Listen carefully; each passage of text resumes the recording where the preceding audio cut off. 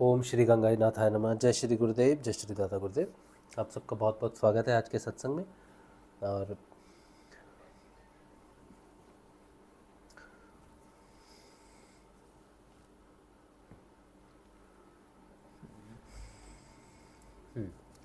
चलिए, तो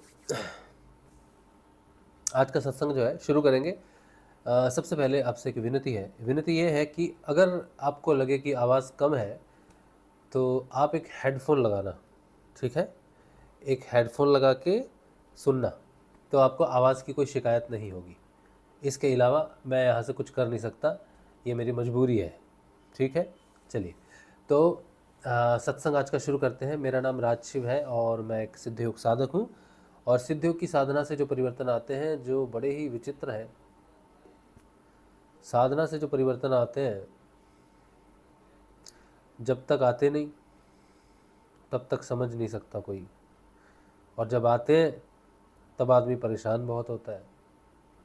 जिसको अनुभव नहीं आते वो अलग परेशान होता है, जिसको अनुभव आते हैं वो ज़्यादा परेशान होता है, और जिनको अनुभव आके चले जाते हैं फिर उसको समझ में आती है कि हुआ क्या। तो साधना के अनुभव होने से ही पता चलता है, नहीं तो नहीं पता चलता। तो जब आपको ये अनुभव होंगे और आपके शरीर में वो परिवर्तन होंगे जो आप में बदलाव करेंगे, तब, हाँ तब आपको, जो सत्संग अभी कर रहा हूँ मैं, जो मैं बात बोल रहा हूँ, तब आपके लिए ये जो वीडियोस है ये बहुत महत्वपूर्ण हो जाएंगे। और फिर आपको वो बातें समझ में आएंगी जो हम करते हैं, ठीक है। चलिए, तो आजकल जो है हम अध्ययन कर रहे हैं श्रीमद् भागवत का, और शुरू करेंगे अध्ययन। थोड़ा सा हमको जुकाम है कुछ दिन से, ठीक है थोड़ा, लेकिन अभी है, तो थोड़ी सी देखते हैं कितना अध्ययन कर पाते हैं, उतना ही करेंगे, ठीक है। चलिए, तो खांसी वासी आएगी बीच में।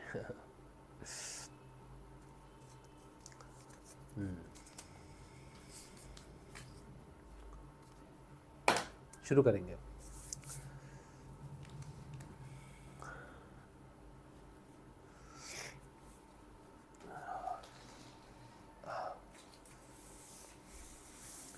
जय श्री गुरुदेव, जय श्रीमद् भागवत, और आप सबको भी नमस्कार है। हम पढ़ रहे हैं शुकसुधा सागर, शुकसुधा सागर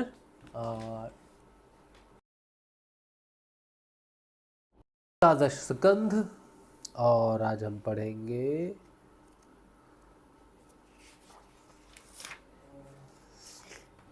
14वां अध्याय, भक्ति योग की महिमा तथा ध्यान विधि का वर्णन। उद्धव जी ने पूछा, हे भगवान, हे श्री कृष्ण, ब्रह्मवादी महात्मा आत्म कल्याण के अनेकों साधन बतलाते हैं। उनमें अपनी अपनी दृष्टि के अनुसार सभी श्रेष्ठ हैं, अथवा किसी एक की प्रधानता है, ये आप हमें बताइए। मेरे स्वामी, आपने तो अभी अभी भक्ति योग को ही निरपेक्ष एवं स्वतंत्र साधन बतलाया है, क्योंकि इसी से सब और से आसक्ति छोड़कर मन आप में ही तन्मय हो जाता है। भगवान श्री कृष्ण ने कहा, प्रिय उद्धव, यह वेदवाणी समय के फेर से प्रलय के अवसर पर लुप्त हो गई थी। फिर जब सृष्टि का समय आया तब मैंने अपने संकल्प से ही इसे ब्रह्मा को उपदेश किया। इसमें मेरे भागवत धर्म का ही वर्णन है। ब्रह्मा ने अपने ज्येष्ठ पुत्र स्वयंभुव मनु को उपदेश किया और उनसे भृगु, अंगिरा, मरीच, पुलह, अत्रि, पुलसत्य और कृतु, इन 7 प्रजापति महर्षियों ने ग्रहण किया। तदंतर इन ब्रह्म ऋषियों की संतान देवता, दानव, गुह्यक, मनुष्य, सिद्ध, गंधर्व, विद्याधर, चारण, किन्देव, किन्नर, नाग, राक्षस और किम पुरुष आदि ने इसे अपने पूर्वज इन्हीं ब्रह्म ऋषियों से प्राप्त किया। अब यहाँ किन्देव का क्या अर्थ है? श्रम और स्वेद आदि दुर्गंध से रहित होने के कारण जिनके विषय में ये देवता हैं या मनुष्य ऐसा संदेह हो, वे द्वीपांतर निवासी मनुष्य। किन देव किसे कहते हैं? जिनके बारे में संदेह हो कि ये मनुष्य है या देव है, ये मनुष्य है या देव है, और जिनसे श्रम और स्वेद आदि दुर्गंध ना आती हो, ऐसे द्वीपांतर निवासी मनुष्य को किन्देव कहते हैं। अब किन्नर किसे कहते हैं? मुख तथा शरीर की आकृति से कुछ कुछ मनुष्य के समान प्राणी। किन्नर कौन है? मुख तथा शरीर की आकृति से कुछ कुछ मनुष्य के समान प्राणी। फिर उसके बाद एक शब्द और आता है किम पुरुष, कुछ कुछ पुरुष के समान प्रतीत होने वाले वानर आदि। कुछ कुछ पुरुष के समान प्रतीत होने वाले वानर आदि। तो ये जितने भी जिनकी बात बताई है, इन्होंने भी भगवान के भागवत धर्म को ग्रहण किया, उपदेश को ग्रहण किया ब्रह्म ऋषियों से। सभी जातियों और व्यक्तियों के स्वभाव, उनकी वासनाएं सत्व रज और तमोगुण के कारण भिन्न भिन्न हैं। इसलिए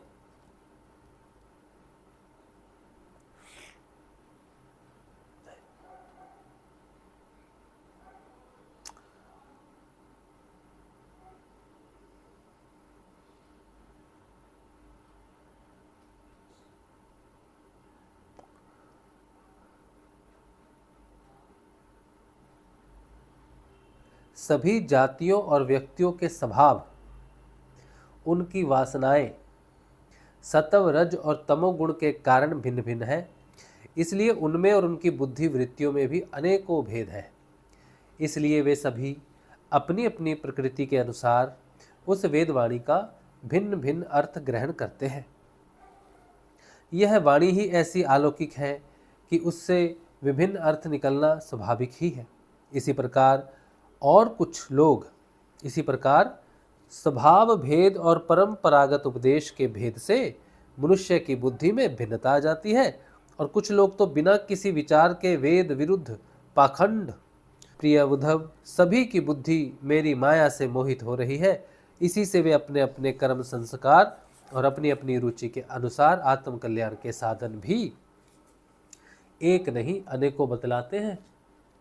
पूर्व मीमांसक धर्म को, साहित्याचार्य यश को, काम शास्त्री काम को, योगवेत्ता सत्य और शम दामादि को, दंड नीतिकार ऐश्वर्या को, त्यागी त्याग को और लोकायतिक भोग को ही मनुष्य जीवन का स्वार्थ परम लाभ बतलाते हैं। फिर से सुन लो, जो पूर्व मीमांसक होते हैं वो धर्म को,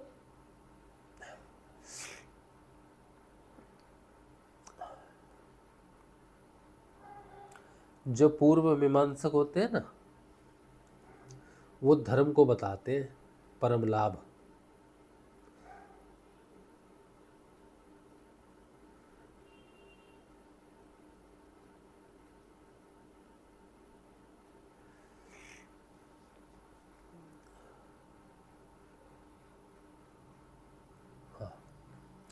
और जो साहित्याचार्य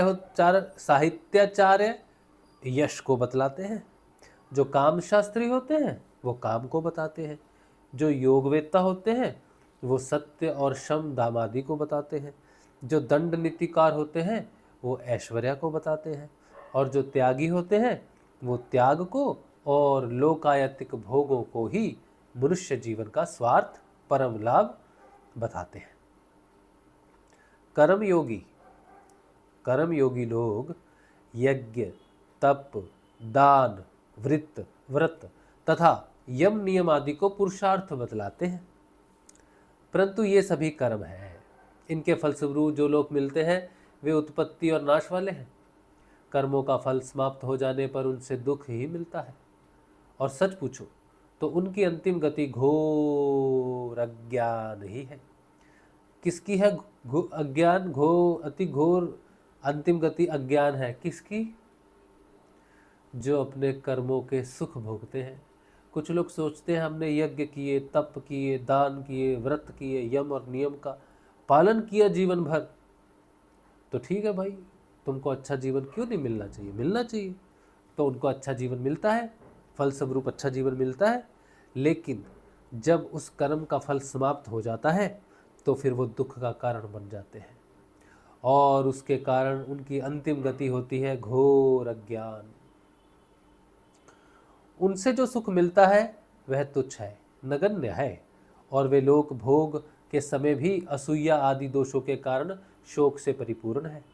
इसलिए इन विभिन्न साधनों के फेर में नहीं पड़ना चाहिए। प्रिय उद्धव, जो सब ओर से निरपेक्ष बेपरवाह हो गया है, किसी भी कर्म या फल आदि की आवश्यकता नहीं रखता, और अपने अंतकरण को सब प्रकार से मुझे ही समर्पित कर चुका है, परमानंद स्वरूप मैं उसकी आत्मा के रूप में स्फुरित होने लगता हूँ।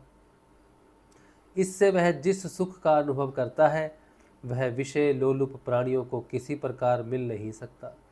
भगवान, ओ भगवान, क्या ही बात है।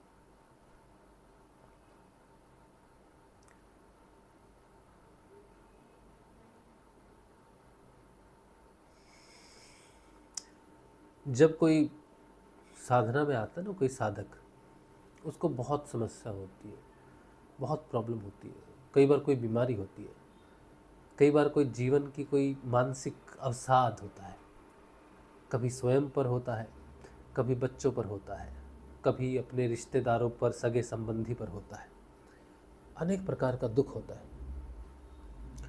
तो एक साधक बहुत दुखी होके गुरुदेव की शरण में आता है और नाम जप करता है, ध्यान करता है। उसने जीवन में एक एक्सट्रीम लेवल पर बैठा है, वो दुख पर बैठा है, घोर दुख लगता है उसको, सहा नहीं जाता उसको, और वो भगवान का नाम जप और ध्यान करता है, गुरु जी का, और वो दूसरे छोर पर पहुंचता है। और दूसरा छोर कौन सा है?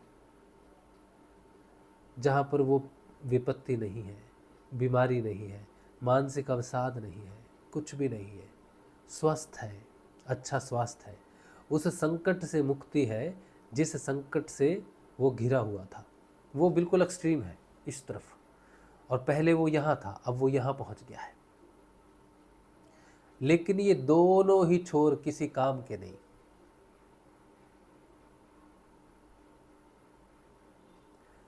आप योग में आए, सिद्ध योग में आए, और आपकी सारी विपत्तियों का समाधान हो गया, लेकिन ये सिद्ध योग का मूल प्राप्ति नहीं हुई आपको।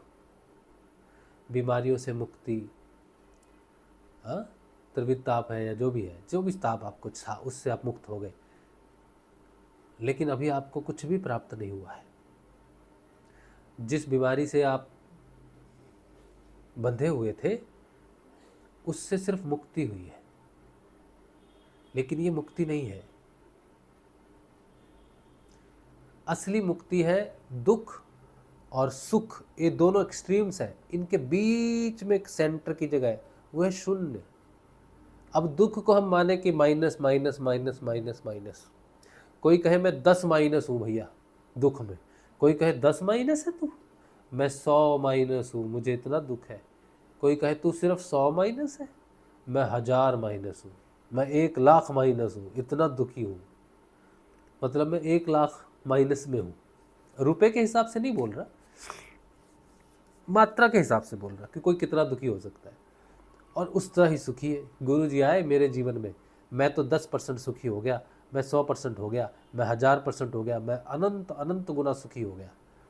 तो ये अनंत अनंत दुख, ये अनंत अनंत सुख, ये दोनों एक्सट्रीम्स हैं, और इसके बीच में एक पॉइंट है जो है जीरो, जहाँ ना सुख है ना दुख है। उसकी बात हो रही है।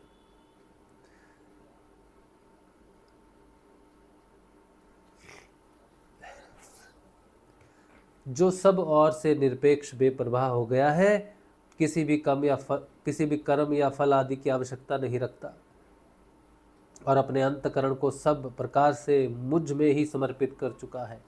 परमानंद स्वरूप मैं उसकी आत्मा के रूप में स्फुरित होने लगता हूँ।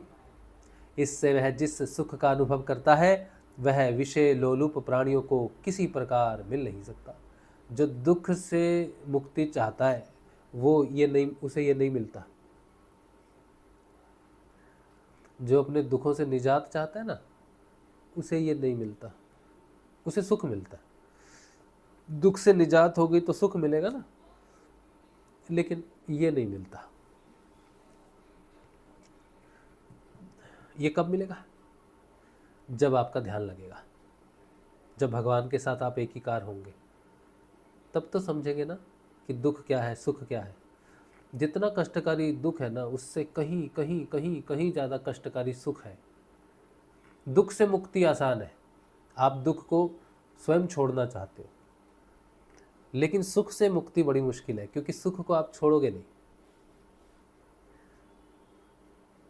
भगवान आपको कीचड़ में आप धंसे हुए हो, ठीक है, आपको पता है कीचड़ है, तो कोई आपको खींचेगा तो आपको कि हाँ भैया खींच लो, लेकिन एक दूसरी जगह भी एक कीचड़ है, लेकिन वो सुख है। जैसे एक पशु होता है ना, सूअर होता है ना, उसको मैले में रख दो, गंदे नाले में उसको रख दो, उसको बहुत सुख है वहाँ पर।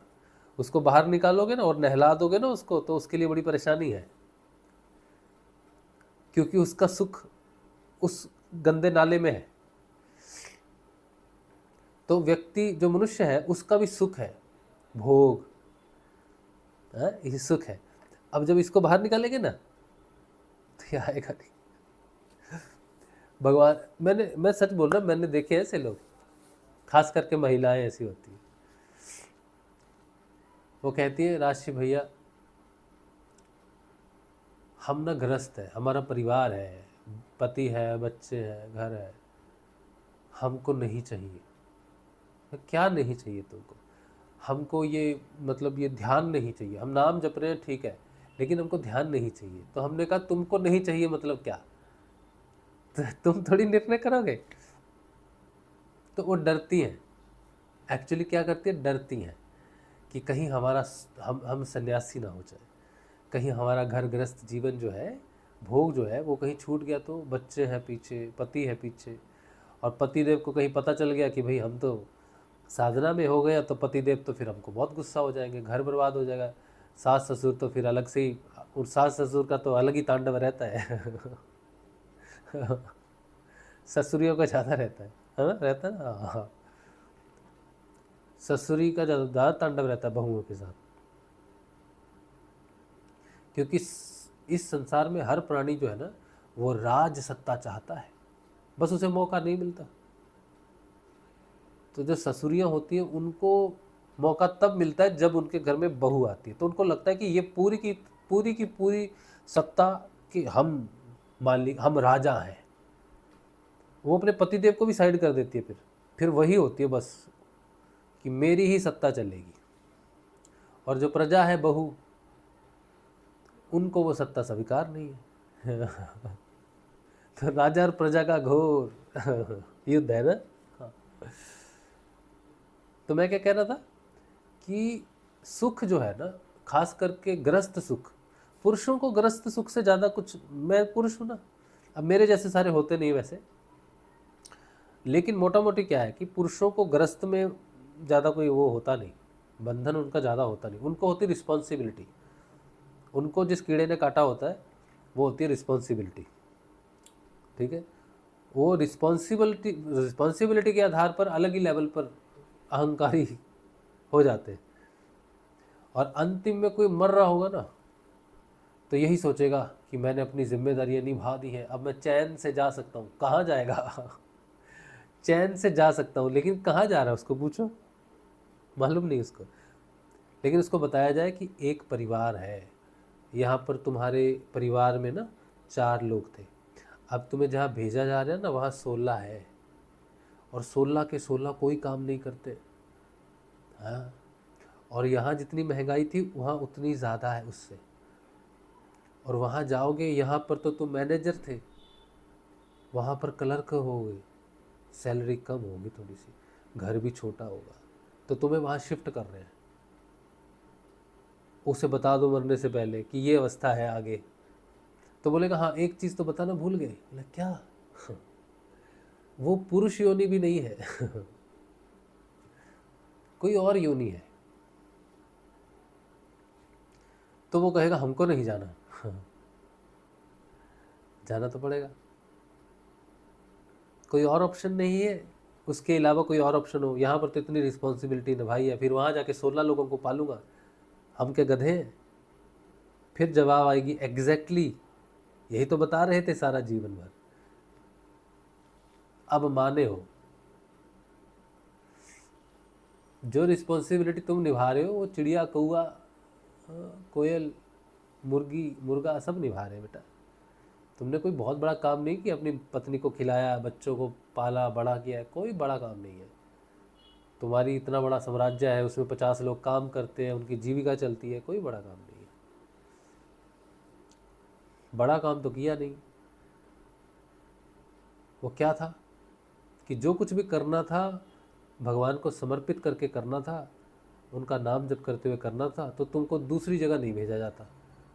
अगर दूसरी जगह भेजा जाता तो तुम कह देते कि यहाँ तो करने वाले भगवान थे और वहाँ भी करने वाले भगवान है, तो हमको मुक्ति दो। जब करने वाले भगवान है यहाँ भी वहाँ भी, तो हमको मुक्ति दे दो, तो तुमको मुक्ति का रास्ता खुलता। लेकिन तुम यहाँ करने वाले थे, तुम तो संतुष्ट हो ना कि तुमने किया। अब तुमने किया तो उसका फल है, ज़रा और रिस्पॉन्सिबिलिटी बढ़ाई जाए, क्योंकि एक मैनेजर सुपरवाइज़र होता है, उसको मैनेजर बना देते हैं, उसकी रिस्पॉन्सिबिलिटी बढ़ जाती है।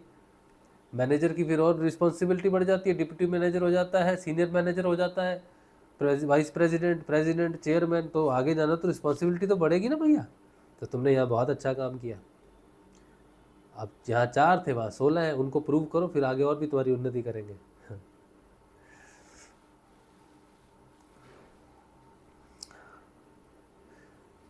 तो सुख जो है ना, उसे छोड़ना बहुत मुश्किल है। सुखी व्यक्ति के लिए आत्म जागृति दूर है।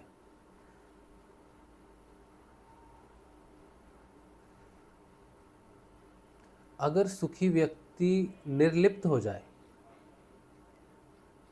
अगर सुखी व्यक्ति अनासक्त हो जाए, तो मुक्ति हो सकती है। दुखी तो अनासक्त होना ही चाहता है, दुख में कौन रहना चाहता है? वो तो चाहता है कि छूटे बाबा। लेकिन सुख से अगर कोई कहे कि मैं सुखी हूँ, सुख को छोड़कर दुख को अपनाने की ज़रूरत नहीं है, बस सुख में निर्लिप्त होने की ज़रूरत है।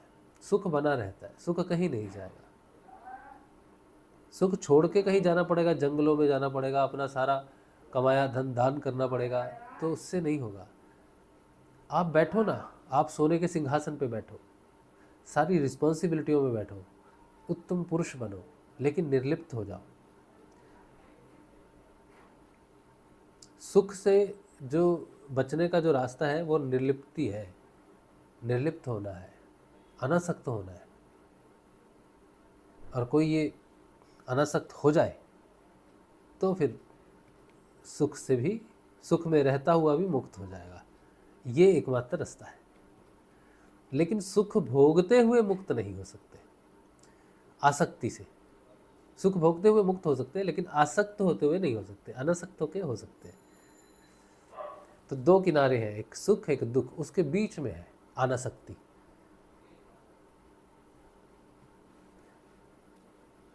राजा जनक तो राजा थे, सुखी थे ना,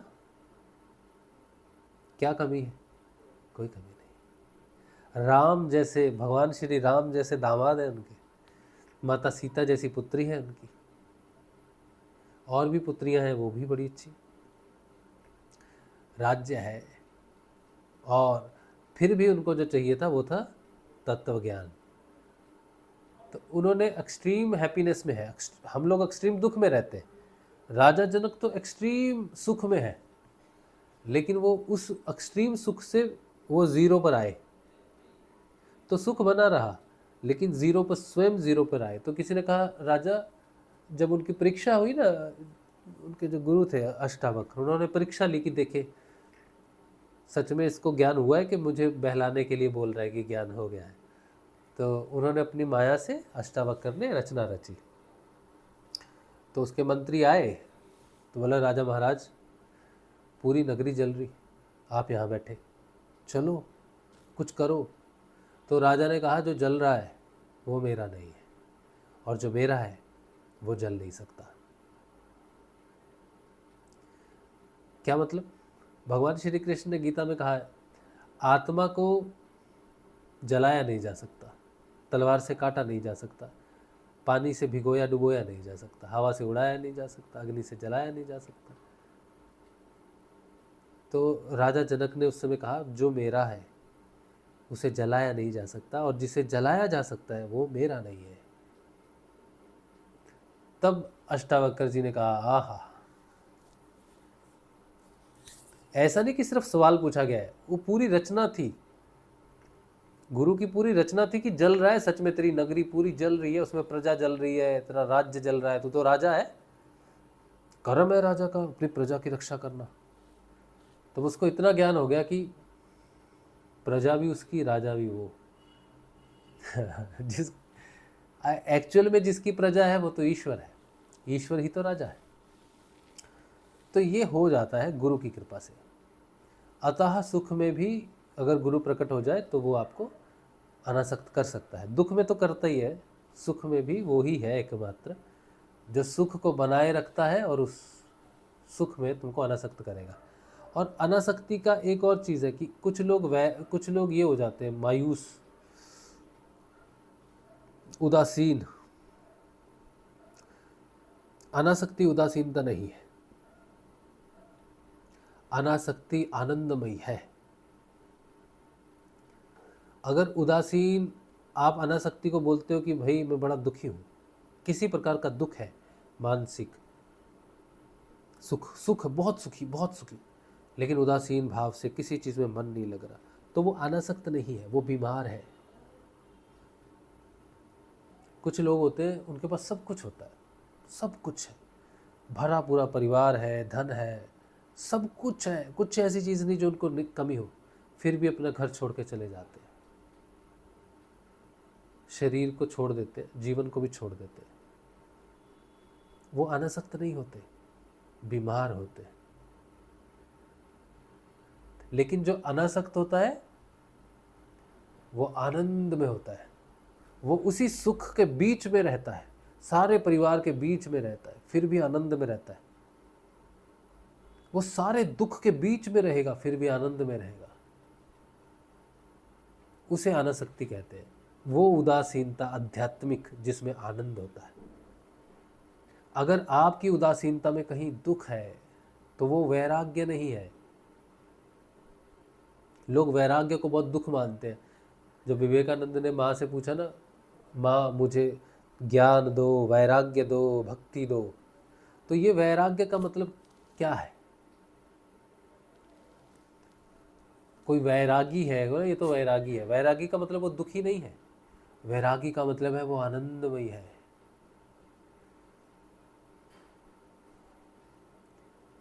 हाँ, जिसको वैराग्य मिलेगा ना उसको आनंद मिलेगा, उसको आनंद की अनुभूति होगी। और आनंद जो है वो सुख और दुख से टच भी नहीं होता, वो तो जब मिलता है तभी तभी पता चलेगा आपको। तो ये बात है, पता नहीं कहाँ से हम कहाँ पहुँच गए। लेकिन ये बड़ी अच्छी बात लिखी है भगवान ने कि जो सब ओर से निरपेक्ष, बेपरवाह हो गया है, किसी भी कर्म और फल आदि की आवश्यकता नहीं रखता और अपने अंतकरण को सब प्रकार से मुझ ही में समर्पित करता है, जा मरने से जग डरे मोरे मन आनंद, कब मरी हूँ कब पाई हूँ पूर्ण परमानंद। ये अब जिसको पता नहीं है कि मरकर जाना कहाँ है, उसके मन में कैसा आनंद हो सकता है भाई? जिसको पता है कि ये शरीर छोड़ के वहाँ जाना है मुझे। आप एक ट्रेन में बैठे, आपको पता है भाई कलकत्ता से चले दिल्ली जाएंगे, तो आप अपना सामान वगैरह, या वाह बड़ी अच्छी बात है, इतनी देरी का सफ़र है इतना। अब जो ट्रेन में तो बैठा, उतरना कहाँ है पता नहीं।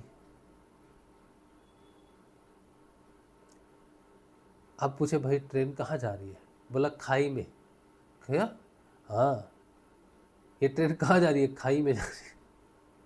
क्योंकि इसका कोई स्टेशन नहीं है भैया। तो मृत्यु क्या है? या तो उसका कोई स्टेशन होगा या नहीं होगा। अगर स्टेशन है तो यात्रा का वही आनंद है जो एक यात्री को होता है कि हम जा रहे घूमने, कश्मीर जा रहे घूमने, हैं? और जो बैठा है, जिसको ये पता है कि ये ट्रेन आगे खाई में गिरेगी जाके, अब उसको कैसा आनंद होगा। कब गिरेगी? कभी भी गिर सकती है। जब तुम रात को सो रहे होंगे तब।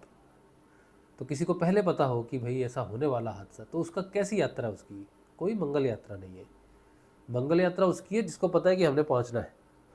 तो कबीर जी ने पहुंचना है, कबीर जी को मालूम है, इसीलिए कह रहे हैं जा मरने से जग डरे मोरे मन आनंद, कब कश्मीर पहुंचो, कब हम देखेंगे बर्फ़ का आनंद। लेकिन हमें तो नहीं पता हमने किस खाई में गिरना है जाके। तो हम कैसे कहेंगे कि, हम तो कहेंगे हम ना मरते चाहिए भाई, हम ना मरी हो हम जीवित चाहिए हो हमने जीना है, हमारा जो है अभी यही है। मर गए तो खाई में नहीं गिरना, हमको नहीं जाना इस ट्रेन में। तो कबीर जी को ट्रेन का इंतज़ार है। हमारी ट्रेन जब तक खाई में गिर रही है, हमको उस ट्रेन में नहीं उठना। तो जब वो ट्रेन पता चल जाएगा कि कहाँ जाना है, तब ये बात होगी, तब ये घटना घटेगी।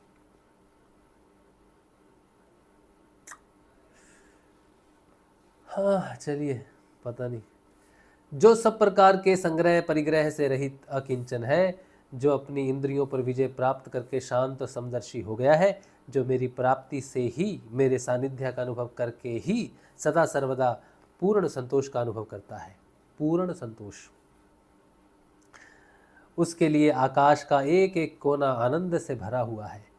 जिसने अपने को मुझे सौंप दिया है, वह मुझे छोड़कर ना तो ब्रह्मा का पद चाहता है और ना देवराज इंद्र का। उसके मन में ना तो सार्वभौम सम्राट बनने की इच्छा होती है और ना वह स्वर्ग से भी श्रेष्ठ रसातल का भी स्वामी होना चाहता है।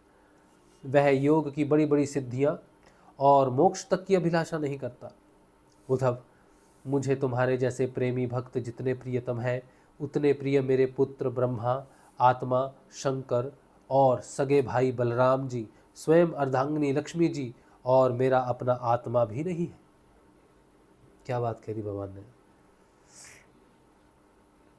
जिसे किसी की अपेक्षा नहीं, जो जगत के चिंतन से सर्वथा उपरत होकर मेरे ही मनन चिंतन में तल्लीन रहता है और राग द्वेष ना रखकर सबके प्रति समान दृष्टि रखता है, उस महात्मा के पीछे पीछे मैं निरंतर यह सोचकर घूमा करता हूँ कि उसके चरणों की धूलि उड़कर मेरे ऊपर पड़ जाए और मैं पवित्र हो जाऊं। भगवान कह रहे हैं ये बात।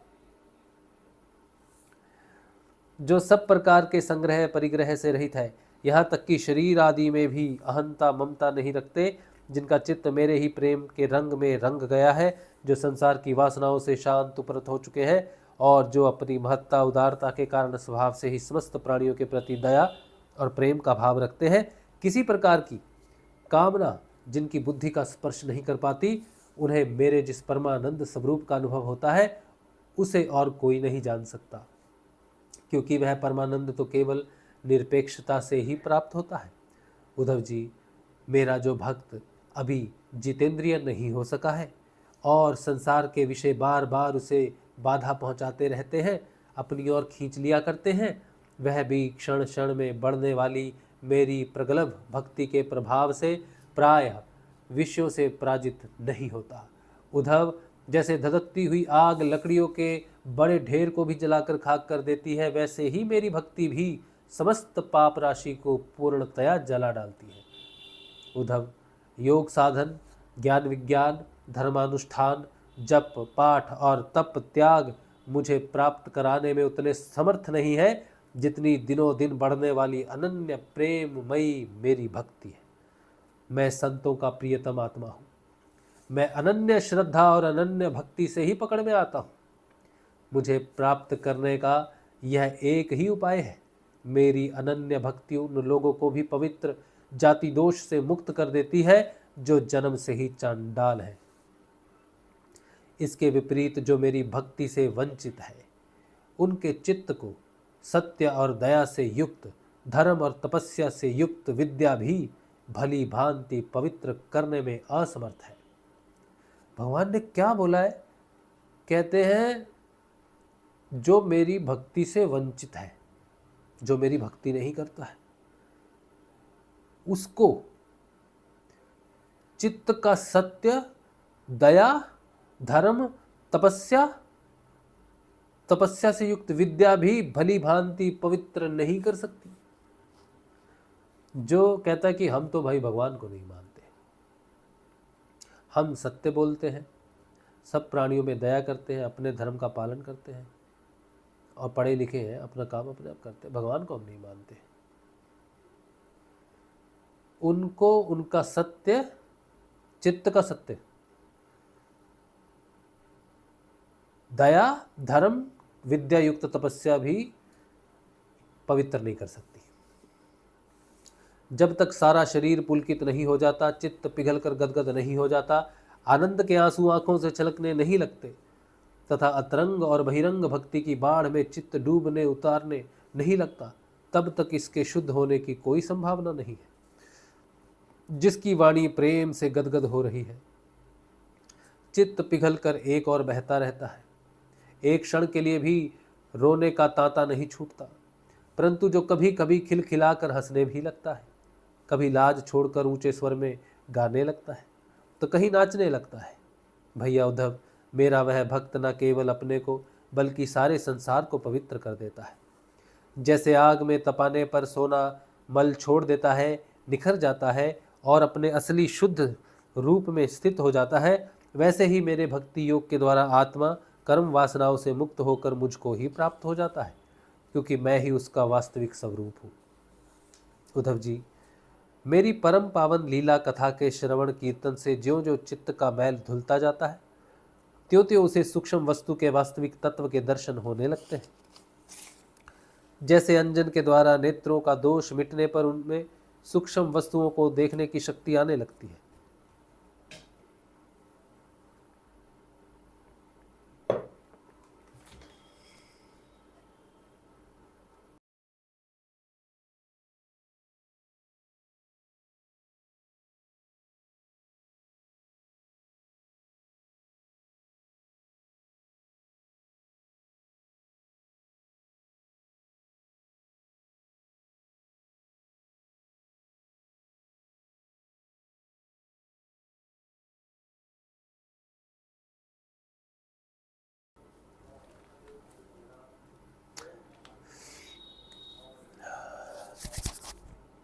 जो पुरुष निरंतर विषय चिंतन किया करता है, उसका चित्त विषयों में फंस जाता है, और जो मेरा स्मरण करता है, उसका चित्त मुझ में तल्लीन हो जाता है। इसलिए तुम दूसरे साधनों और फलों का चिंतन छोड़ दो। अरे भाई, मेरे अतिरिक्त और कुछ है ही नहीं। जो कुछ जान पड़ता है वह ठीक वैसा ही है जैसे स्वप्न अथवा मनोरथ का राज्य। इसलिए मेरे चिंतन से तुम अपना चित्त शुद्ध कर लो और उसे पूरी तरह से एकाग्रता से मुझ में ही लगा दो। संयमी पुरुष स्त्रियों और उनके प्रेमियों का संग दूर से ही छोड़कर पवित्र एकांत स्थान में बैठकर बड़ी सावधानी से मेरा ही चिंतन करे। प्यारे उद्धव, स्त्रियों के संग से और स्त्री संगियों के लंपटों के संग से पुरुष को जैसा क्लेश और बंधन में पड़ता है, वैसा क्लेश और फंसावट और किसी के भी संग में नहीं होती। देखो कितनी बड़ी माया है भगवान की स्त्रियों को इसमें अपने आप को गलत नहीं समझना चाहिए कि भगवान हमारे बारे में क्या बोल रहे हैं। स्त्री भगवान की सर्वोच्चतम माया है, भगवान की सबसे उच्च क्वालिटी की माया है स्त्री। उसके इतने स्वरूप है कि उसके बिना पार पड़ती भी नहीं और वो पार पढ़ने देती भी नहीं।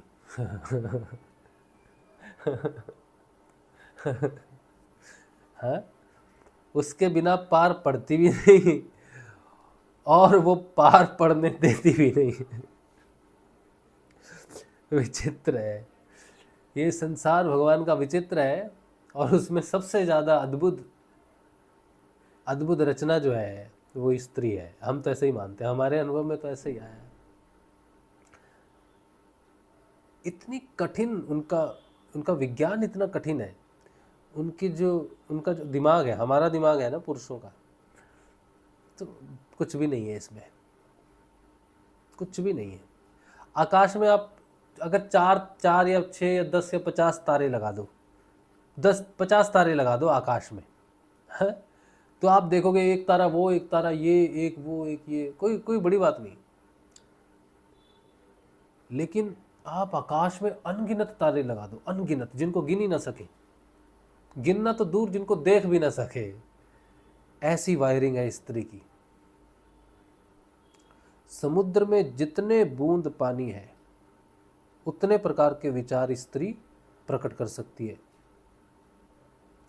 और पुरुष के कितने विचार होंगे? चुल्लू भर पानी होगा, चुल्लू भर, उसमें कितनी बूंदें होंगी?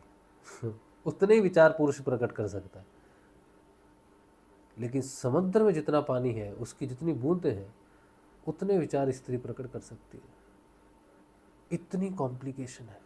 इसीलिए तो भगवान कह रहे हैं कि भैया स्त्रियों के संग से और स्त्री संगियों के लंपटों के संग से पुरुषों को जैसे क्लेश और बंधन में पड़ना पड़ता है, वैसे क्लेश और फंसावट और किसी के भी संग में नहीं है।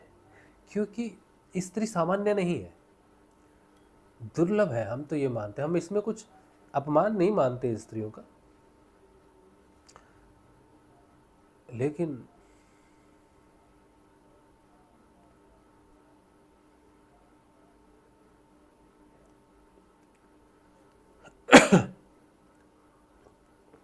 एक योगी थे, साधु महाराज। साधु महाराज को ये ज्ञान हो गया कि भाई यही जो लिखा भगवान ने कि स्त्रियों के संग से ना मुक्ति नहीं हो सकती, भगवान नहीं मिल सकते। तो उन्होंने स्त्री छोड़ दी और ब्रह्मचारी होकर निकल गए। बड़ी तपस्या की उन्होंने, लेकिन उनकी मुक्ति नहीं हुई। अगले जन्म में भी उनको ये याद रहा कि मैं बड़ा तपस्वी था, लेकिन मुक्ति नहीं हुई मेरी। ठीक है, उन्होंने देखा कि कुछ आसक्तियां हैं, कुछ चीज़ों का मैंने त्याग कर रखा है भगवान के लिए, जैसे स्त्री का त्याग कर दिया है, ठीक है, ऐसे ही कुछ और चीज़ों का भी त्याग करके रखा है। तो उन्होंने उस चीज़ों पर काम किया, ठीक है, कि इन चीज़ों का भोग भोग लेते हैं और छोड़ देते हैं। लेकिन स्त्री को उन्होंने कहा कि स्त्री के चक्कर में नहीं पड़ेंगे हम। तो उनका जन्म निकल गया, फिर जन्म लिया, फिर याद रहा दूसरे जन्म में क्या क्या था। फिर देखा कि कुछ आसक्तियाँ हैं, खाना, मिठाई खाना है, मिठाई में बड़ी आसक्ति थी, लेकिन मिठाई नहीं खाई कि मिठाई के आसक्त हो जाएंगे तो मुक्ति कैसे होगी। तो बोले इस जन्म में पूरा मिठाई ही खाएंगे, इसी आसक्ति को दूर करेंगे, जब तक पेट ना भर जाए अंदर से ना आ जाए कि बस अब मिठाई नहीं खाएंगे, तब तक खाएंगे। खाई मिठाई, मुक्त हो गए मिठाई से। तो बोले अब तो मुक्ति मिल जाएगी, नहीं मिली मुक्ति। इस तरह से उनके 5-6 जीवन जो है बीत गए। अब अंतिम चीज बची थी स्त्री। अब वो भगवान से यही कह रहे कि प्रभु जिससे तो मैं बच रहा हूँ, जिससे मैं भाग रहा हूँ, पिछले 5 जन्मों से भाग रहा हूँ उसको छोड़ दिया मैंने, लेकिन वो मुझे छोड़ नहीं रही, ये क्यों? मैंने स्त्री को छोड़ दिया लेकिन स्त्री मुझे नहीं छोड़ रही, क्यों?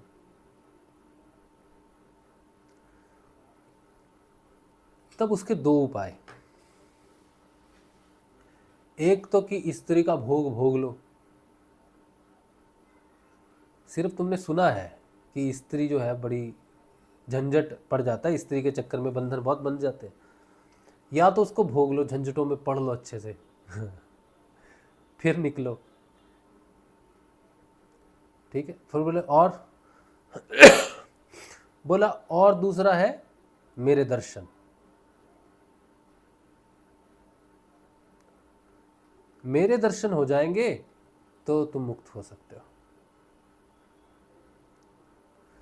अब ऐसा जो वो सुन रहे हैं, भगवान आके नहीं बोल रहे, जैसे उनके गुरुजी उनको उपदेश दे रहे हैं, ऐसा समझो कि उन्होंने अपने गुरुजी से पूछा होगा कि ये ऐसी हालत है, अब क्या करें, मुक्ति नहीं हो रहे, 6 जन्म हो गए, मुक्ति नहीं हो पा रहे।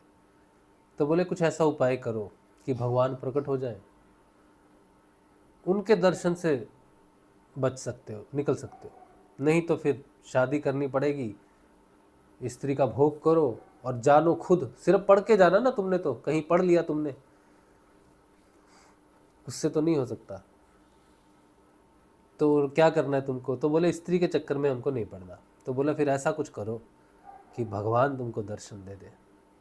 तो भगवान के दर्शन हुए उनको और वो मुक्त हो गए। समझदारी इसमें थी, उन्होंने भाई स्त्री के चक्कर में पड़ा। देखो ये एक ये भी है, एक इसमें एक चुटकुला, एक शेर भी होता है। वो ऐसा था कि किसी ने बड़ी तपस्या की, भगवान आए, भोलेनाथ सामने आए, बोले बेटा मांगो, क्या मांगते हो?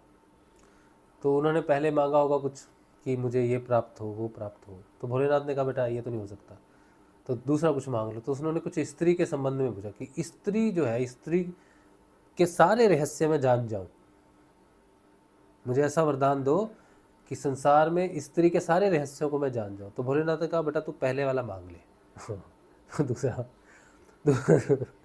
दूसरा वाला तो नहीं हो सकता, पहले वाला ही मांग ले, तो पहले वाले ले ले। तो ये बात है। इसीलिए भगवान क्या कह रहे हैं कि प्यारे उद्धव, स्त्रियों के संग से और स्त्री संगियों के लंपटों के संग से पुरुष को जैसा क्लेश और बंधन में पड़ना पड़ता है, वैसा क्लेश और फंसावट और किसी के संग में नहीं है। तो आप ऐसी भक्ति करो, ऐसी भक्ति करो कि भगवान आपको मुक्त कर दे। ठीक है। और देखो फिर से मैं इसको आप हेडलाइन में दे रहा हूँ कि मैं स्त्रियों को श्रेष्ठ मानता हूँ पुरुषों से। पुरुषों को भी ये नहीं मानना चाहिए यार तू क्या बात कर रहा है, पुरुषों में भी है। पुरुषों के लिए सरल है मार्ग बहुत, पुरुषों के लिए जीवन भी बड़ा सरल है, क्योंकि पुरुष प्रशासित समाज है ये। ठीक है। तो पुरुषों के लिए जीवन बड़ा सरल है, बड़ा सरल है। स्त्रियों के लिए 1000 से भी ज़्यादा, 1000 तो कुछ भी नहीं, बहुत मुश्किल है स्त्रियों का जीवन। जन्म से ही उनका, पुरुष की जो दृष्टि है ना, वो स्त्रियों के बदन पर ऐसे गड़ जाती है। वो जो सहती हैं पूरा जीवन, वैसा कोई पुरुष वैसा नहीं सहता। फिर सबसे ज़्यादा उन पर बंधन उन पर होते हैं, स्त्रियों पर। तो उनका जीवन बड़ा कठिन है। वो जैसा होता है ना कि उफनती हुई नदी हो, उस पर बांध बांधने की बड़ी ज़रूरत होती है उसको कंट्रोल करने के लिए, क्योंकि उसकी सीमा, वो सारी सीमाएं तोड़ के। लेकिन पुरुष क्या है, छोटा मोटा बेचारा तालाब है, वो तो क्या ही करेगा। तो हम ये मानते हैं। और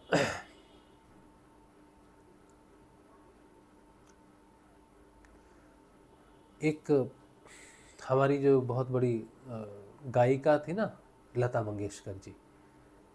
लता मंगेशकर कौन नहीं बनना चाहता? किसी पुरुष को पूछो लता मंगेशकर बनना चाहते हो, तो पुरुष होकर भी बोलेगा हाँ मैं लता मंगेशकर होना चाहता हूँ। स्त्रियां तो होना ही चाहती हैं कि हमारी भी आवाज़ ऐसी मधुर, सरस्वती जैसी आवाज़ उनकी ऐसी हो, हमारी आवाज़ ऐसी हो, लता मंगेशकर जैसा हो। तो लता मंगेशकर ने कहा था कि मुझे अगर दूसरा जन्म मिलेगा तो मैं लता मंगेशकर नहीं बनूंगी, लता मंगेशकर नहीं होना चाहती, और मैं चाहती हूँ कि मैं एक पुरुष बन के जन्म लूँ। अब लता मंगेशकर जी की जो मूर्ति है वो एक बहुत ही, एक ऐसी महिला की है जिन्हें हम देवी मान सकते। उनका पूरा जीवन जो त्याग है ना, उनके जीवन का, वो भक्ति है, उनकी त्याग एक भक्ति है। तो वो अगर ये कहती है कि हम पुरुष बन के जन्म लेना चाहते हैं, तो इसका अर्थ है कि स्त्री का जीवन कितना कठिन कठिन होता होगा। और कोई स्त्री कहे कि हम पुरुष होना चाहते हैं तो हम कहेंगे ले भाई तो ठीक है। लेकिन अगर लता मंगेशकर जी जैसी एक व्यक्तित्व है, इतना ऊंचा व्यक्तित्व है, इतना पवित्र व्यक्तित्व है, वो कहता है कि हम पुरुष बन के जन्म लेना चाहते हैं, तो समझ लेना चाहिए कि स्त्री का जीवन चाहे कितना ही टैलेंट है, कितना ही सम्मान है, कितना ही कुछ है, फिर भी कितना डिफिकल्ट हो सकता है कि वो दोबारा नहीं बनना चाहते। चलिए आगे बढ़ते हैं। तो इसके बाद क्या कहते हैं भगवान? भगवान श्री कृष्ण ने कहा, उद्धव जी ने पूछा, हे कमल नयन श्याम सुंदर, आप कृपा करके यह बतलाइए कि मुमुक्षु पुरुष आपका किस रूप से, किस प्रकार और किस भाव से ध्यान करें। अब ध्यान के बारे में पूछ रहे हैं कि जिनको मुक्ति की इच्छा है, मोक्ष की इच्छा है, वो कैसे आपका ध्यान करें। तो भगवान श्री कृष्ण ने कहा, प्रिय उद्धव, जो ना तो बहुत ऊंचा हो और ना बहुत नीचा हो, ऐसे आसन पर शरीर को सीधा रखकर आराम से बैठ जाए। हाथों को अपनी गोद में रख ले और दृष्टि अपनी नासिका के अग्रभाग पर जमावे। अगोचरी मुद्रा बोलते उसको।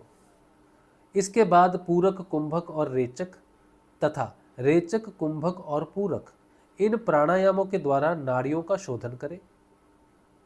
प्राणायाम का अभ्यास धीरे धीरे बढ़ाना चाहिए और इसके साथ साथ इंद्रियों को जीतने का भी अभ्यास करना चाहिए।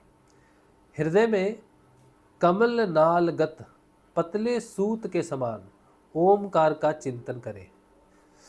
क्या बात है।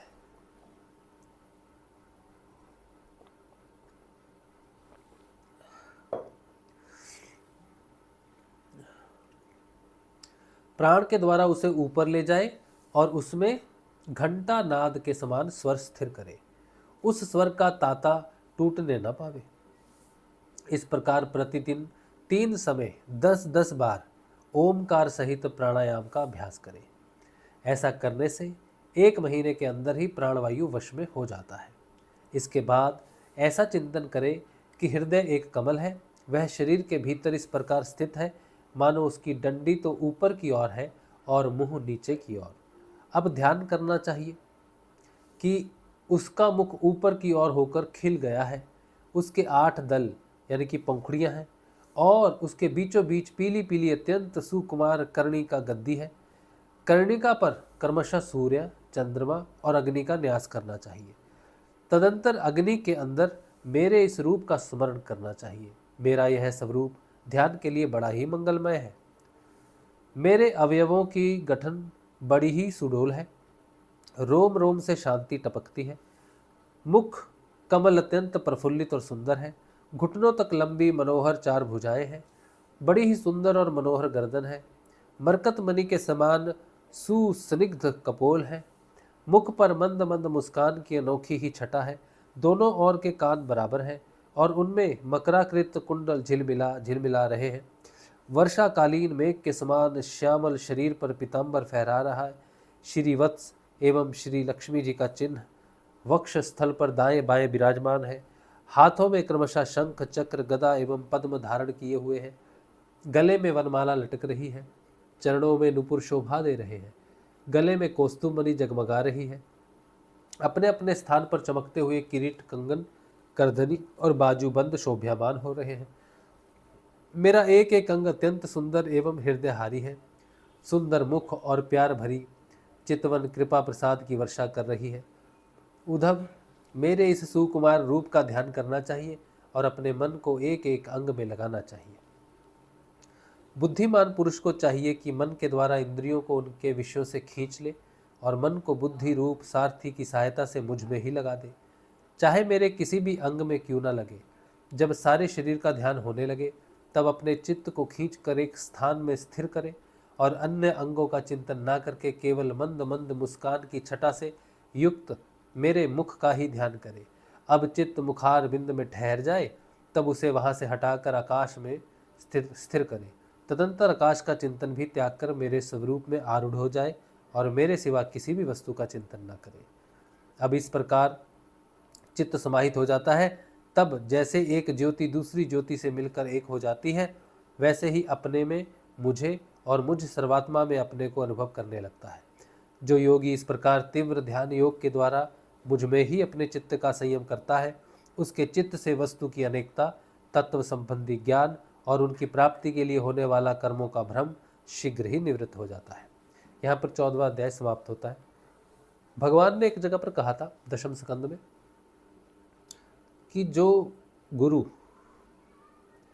सतोगुण की दीक्षा दे, उसे मेरे समान पूजनीय मानना चाहिए, मेरे समान पूजनीय मानना चाहिए। लेकिन जो गुरु आत्मदान दे, आत्म जागृति दे, उसे मेरा ही स्वरूप समझना चाहिए। तो अब भगवान ने कहा मेरा ध्यान करो, कहा है ना। अब आप ये बताओ, भगवान ने अपना ध्यान करने के लिए कहा है, लेकिन भगवान की वो जो मूर्त है जिसका ध्यान करने के लिए कह रहे हैं कि मेरा चेहरा ऐसा, वो कहाँ है? आप उसे मन से बनाओगे ना, जैसा लिखा है वैसा ही तो करोगे ना।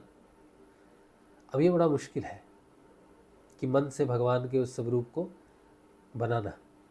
हाँ, चाहे आप चित्र बना लो, लेकिन बड़ा मुश्किल है। अब हमें करना क्या चाहिए? भगवान के कहे अनुसार भगवान ने कहा है कि वो गुरु जो आत्म दान दे सकता है, आत्म जागृति दे सकता है, वो मेरा ही स्वरूप है। तो इसका मतलब है भगवान का स्वरूप हमें मिल गया। कौन होगा वो जो आत्म जागृति दे सकता है? वो गुरु का चेहरा, वो गुरु का स्वरूप ही भगवान का स्वरूप है। यानी कि उस गुरु का ध्यान करेंगे तो ये सारी घटना घट जाएगी। इसी तरह से हमारे गुरुदेव श्री रामलाल जी स्याग वो समर्थ सदगुरुदेव हैं जिनके ध्यान से और जिनके दिए हुए मंत्र से आत्मा जागृत हो जाती है, और जो भगवान ने कहा है कि मैं उसमें और वो मुझ में ज्योति के स्वरूप में मिल जाता है, इसे ही योग कहते हैं। जब आत्मा का परमात्मा के साथ यहाँ मेल होता है, प्रयागराज ये है, यहाँ मेल होता है, तब इंद्रियातीत ध्यान की घटना घटती है। और ये सब हो जाता है गुरुदेव रामलाल जी स्याग के ध्यान से। तो अगर भगवान की उस बात पर विश्वास है कि जो गुरु आत्म दान देता है, आत्म जागृति करता है, वो मेरे ही समान, मेरा ही स्वरूप है, उसकी शरण में जाना चाहिए और उससे मेरी प्राप्ति का साधन पूछना चाहिए, ऐसा भगवान ने कहा है। तो गुरुदेव रामलाल जी स्याग वही गुरु है, और उन्हीं गुरु के पास जाकर आप पूछोगे कि भगवान गुरुदेव भगवान की प्राप्ति का मार्ग बताओ, तब गुरुदेव कहेंगे कि बेटा मेरा ध्यान कर आज्ञा चक्र पर 15 मिनट के लिए, और जैसा मैं बताऊं वैसा नाम जप कर मन ही मन में। तो गुरुदेव एक मंत्र देते हैं, वो है संजीवनी मंत्र, ठीक है, और गुरुदेव की फोटो का ध्यान, और दूसरा कुछ जप नहीं करना। भगवान ने कहा और कुछ नहीं, इसके अलावा कुछ नहीं करना है। तो एकमात्र गुरु का दिया हुआ, समर्थ सदगुरुदेव का जो कृष्ण स्वरूप है, उनका दिया हुआ मंत्र मन ही मन में जपना, और उस गुरुदेव जी का ध्यान करना 2 टाइम 15 मिनट के लिए। इसी से ही आपको मोक्ष पद की प्राप्ति होगी। ज़्यादा जानकारी चाहिए होगी गुरुदेव श्री रामलाल जी स्याग की, तो हमें व्हाट्सएप करें। हमारा व्हाट्सएप नंबर नीचे डिस्क्रिप्शन दिया ही रहता है, फिर भी लिख लो 87721139, ठीक है, 8777211139, ये मेरा व्हाट्सएप नंबर है। हमें व्हाट्सएप करिए कि गुरुदेव जी की जानकारी भेज दीजिए, तो हम आपको कुछ एक वीडियोस भेज देंगे, उनको आप अच्छे से देख लेंगे, तो आपको उसको देखने से ही दीक्षा हो जाएगी। और कभी ये मत सोचना दीक्षा से डरना मत कि दीक्षा हो जाएगी तो फंस जाएंगे, नहीं बेटा, कोई नहीं फंसता दीक्षा लेके। हज़ारों दीक्षाएं ले लो, उससे कुछ फ़र्क नहीं पड़ता। जब तक आप गुरु का नाम नहीं जपोगे तब तक दीक्षा लेने का कोई लाभ नहीं होता। जो नाम जपेगा उसमें परिवर्तन आएगा, जो नाम नहीं जपेगा उसके साथ कुछ भी नहीं होगा। वो स्वतंत्र है, जहाँ चाहे वहाँ जा सकता है, ठीक है। चलो, तो ये श्रीमद् भागवत का 14वां अध्याय समाप्त होता है। 15वां अध्याय जो है वो हम कल पढ़ेंगे। उम्मीद है कि तब तक थोड़ा ठीक हो जाएगा। हाँ, 15वां अध्याय है भिन्न भिन्न सिद्धियों के नाम और लक्षण। जिनको सिद्धियों में बड़ा इंटरेस्ट है वो कल जरूर सुन लेना। कौन कौन सी सिद्धियाँ प्राप्त होती है योग साधना में, हाँ, उनके लक्षण क्या है और उनके नाम क्या है, कल बताएंगे भगवान।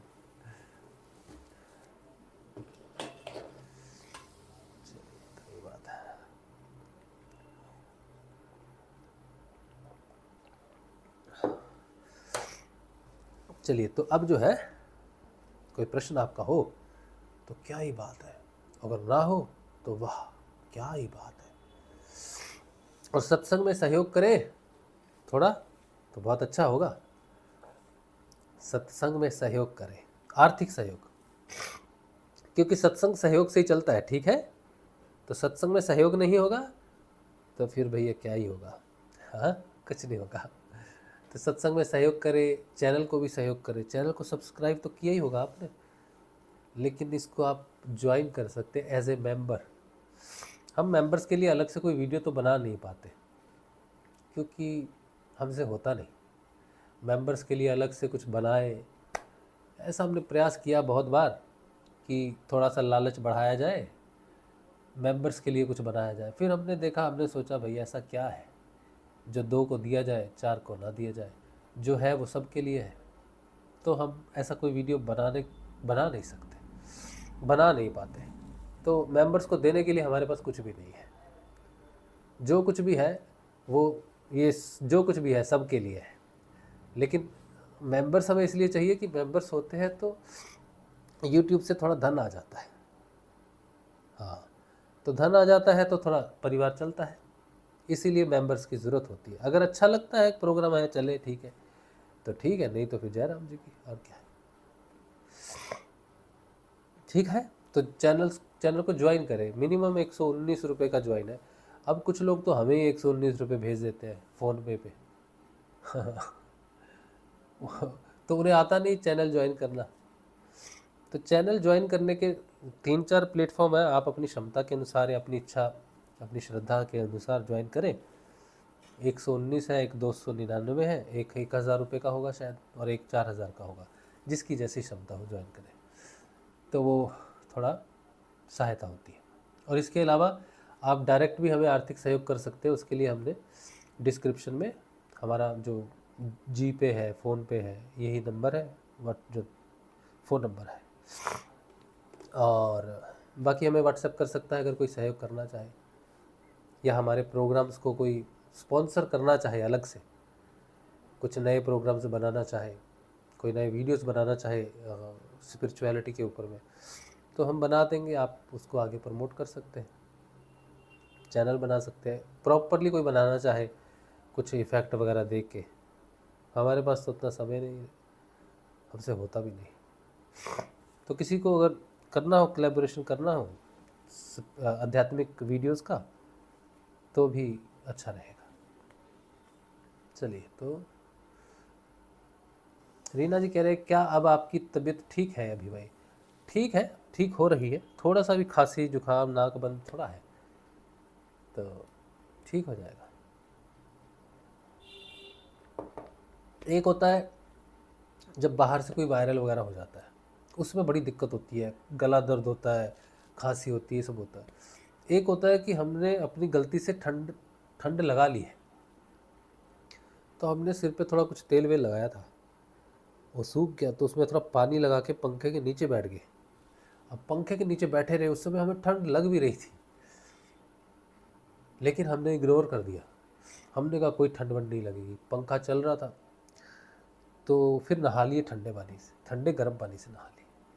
उसकी वजह से हमारे कपाल में ठंडा लगा, फिर नाक में आया, फिर गले में आया।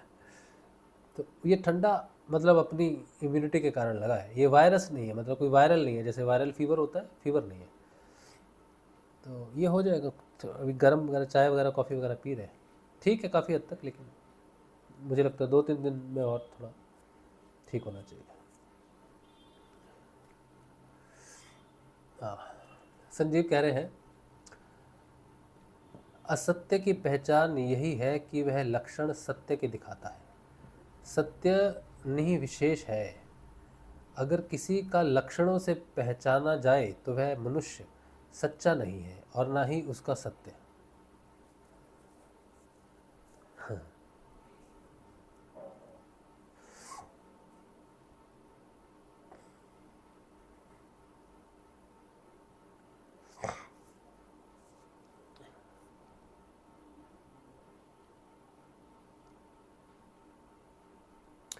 संजीव, व्हाट्सएप होता है ना, व्हाट्सएप पे एक एक नोटिस है व्हाट्सएप की तरफ से, वो लिखते हैं your all messages are encrypted, your all messages are encrypted, it cannot be decrypted by someone. मतलब कोई अगर हैक कर ले व्हाट्सएप को, तो आपका जो मैसेज लिखा रहेगा नमस्कार, उसको नमस्कार नहीं दिखेगा, उसको कोड दिखेगा। उसको नमस्कार लिखा हुआ नहीं दिखेगा, उसको कोड दिखेगा। तो वो कोडेड है। आउटर इंटरफेस पे दिखेगा नमस्ते, लेकिन इंटरनली कोई उसको ब्रेक करे या हैक करे, बीच में ही हैक कर ले, तो उसको मैसेज नमस्ते नहीं दिखेगा, उसको कोडेड लैंग्वेज में दिखेगा, इनक्रिप्टेड दिखेगा। ठीक है। इसी तरह से संसार में जितने भी लोग हैं, जैसे मैं बात कर रहा हूँ आपसे, आपने ये लिखा है, ये सारी भाषाएं इनकोडेड रहती हैं, इनक्रिप्टेड रहती है। समझे आप? इनक्रिप्टेड है। जैसे मैंने कहा संजीव आप हमारे बहुत अच्छे मित्र हैं, ठीक है, तो मैंने ये कह दिया आप हमारे बहुत अच्छे मित्र हैं, लेकिन ये कोडेड है, इसको सभी ऐसे ही सुनेंगे जैसे मैंने बोला है। हम किसी व्यक्ति की तारीफ करते हैं, वाह क्या बात है भाई, क्या बात है, कितना सुंदर गाया आपने, मन मोह लिया, बहुत अच्छा लगा, बहुत अच्छा लगा, तो वो कहेगा धन्यवाद जी, बहुत धन्यवाद। अब ये बात हुई ना, ये पूरी भाषा इनकोडेड है, सुनेगा वैसा ही जैसा उसने बोला है, वाह वाह क्या अच्छा गाया, वाह जी मन मोह लिया, ये सब सुनेगा वैसा। और जो सुन रहा है, जिसके लिए कहा गया, वो भी वैसे ही सुनेगा। और उसने रिप्लाई किया धन्यवाद, तो उसको सुनेगा धन्यवाद। ये दोनों के बीच में बात हुई, आह क्या बात है, फिर मिलेंगे जी। लेकिन अब इन दोनों के बीच में जो बात हुई ना, ये इनकोडेड है, इनक्रिप्टेड है। इसकी डिक्रिप्शन होती है ऊपर भाव जगत में, प्राणमय जगत में। जो हमारी भाषा को, हमारी लेखनी को, हमारे आदान प्रदान हुई भाषाओं में, जिस लैंग्वेज में भी है, रिटर्न में है, बोली में जैसे भी है, उसको इनक्रिप्टेड करता है हमारा प्राण। अब किसी को एग्जैक्टली जानना है कि जो इसने कहा है वो सच में ही कहा है, ही मेंट इट और ही जस्ट सेड इट। इसने जो कहा है ये सच में, इसने इसका भाव भी है इसमें, ये सच में इसके अंदर हृदय की बात इसने कही है, या इसने सिर्फ बात बोली है, इसका अपना कुछ भाव इसमें है नहीं। तो उसको जानने के लिए जो भाषा सीखनी पड़ेगी, जो इनकोडिंग सीखनी पड़ेगी, वो है भाव में जगत, प्राण में जगत। तो इस संसार में जिस व्यक्ति को स्वामी की उपाधि प्राप्त हो जाती है, जिस व्यक्ति को स्वामी की उपाधि प्राप्त हो जाती है, मतलब मैंने किसी को कह दिया संजीव स्वामी महाराज, आपको मैंने कह दिया संजीव स्वामी संजीव महाराज, तो मैंने आपको कह दिया, सारी दुनिया ने आपको कह दिया, उससे आप स्वामी नहीं हो जाएंगे। या आपने मुझे कह दिया स्वामी जी, स्वामी राज शिव, तो मैं उससे स्वामी नहीं हो जाऊंगा। स्वामी की उपाधि तब मिलती है जब प्राण हमारे कंट्रोल में है, मेरी मृत्यु मेरे कंट्रोल में है, मेरा स्वास्थ्य मेरे कंट्रोल में है। और जितने भी मन ये भागे फिरते हैं लोगों के, इन मन में क्या चल रहा है, ये सब मेरे कंट्रोल में है। संसार में ऐसा कोई प्राणी नहीं जिसके मन की बात मैं न जान सकूं। तो मैं स्वामी हुआ, और सिर्फ मेरे पास ही वो इनक्रिप्शन की डिक्रिप्शन है कि मैं पता कर सकूं कि सत्य क्या है और मिथ्या क्या है। इसके अलावा कोई लक्षण आप पकड़ो, आप नहीं जान सकते कि सत्य क्या है, असत्य क्या है। एकमात्र प्राण ही वो चाबी है जो सत्य और असत्य के भेद को अलग करती है। लक्षणों में कुछ नहीं है, लक्षण कुछ भी नहीं है, ना सत्य का कोई लक्षण है, ना असत्य का कोई लक्षण है। सिर्फ भाव से ही पकड़ सकते हैं। लोग चिल्ला चिल्ला कर झूठ बोलते हैं, पता नहीं, बता भी नहीं सकते आप झूठ बोलते। एक स्त्री का झूठ पकड़ के दिखा दो तो हम आपको नमस्कार कर लें। अभी तो मैंने बोला पुरुष का झूठ पकड़ सकते हैं, अगर स्त्री झूठ बोलना चाहे, वो झूठ बोलती है ऐसा नहीं हम बोल रहे, लेकिन स्त्री अगर किसी चीज को दबाना चाहे तो भगवान भी उसकी मुट्ठी नहीं खोल सकते, हमें ऐसा लगता है। तुम कैसे पहचानोगे लक्षण से? हाँ, इस संसार में स्त्री नाम की एक अभिव्यक्ति है भगवान की, उसके होते हुए तुम ये कह रहे हो कि तुम लक्षणों से पहचान लोगे उसको? कमाल है।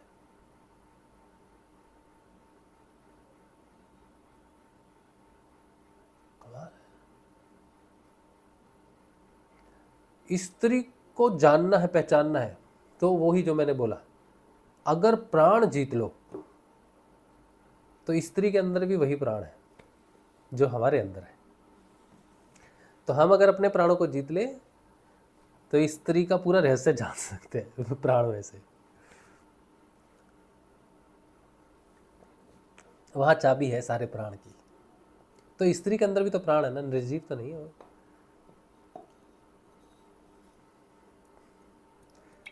समझे आप मैं क्या कह रहा हूं? नहीं समझे?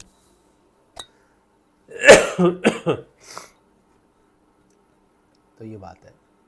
तो जो व्यक्ति की चेतना शरीर तक जीवित है, इंद्रियों और मन तक जीवित है,